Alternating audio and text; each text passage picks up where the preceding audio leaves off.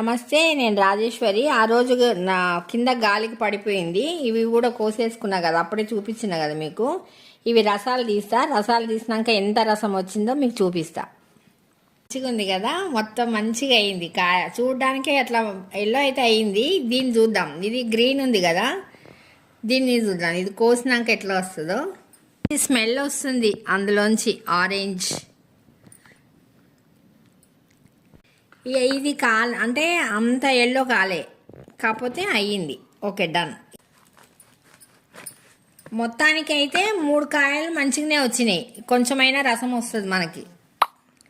ఇందులో C vitamin ఉంటుంది ఇందులో. ఇది 3 కాయలకైతే ఇంత జ్యూస్ వచ్చిందండి. ఇంకా గ్లాస్ నిండలేదు.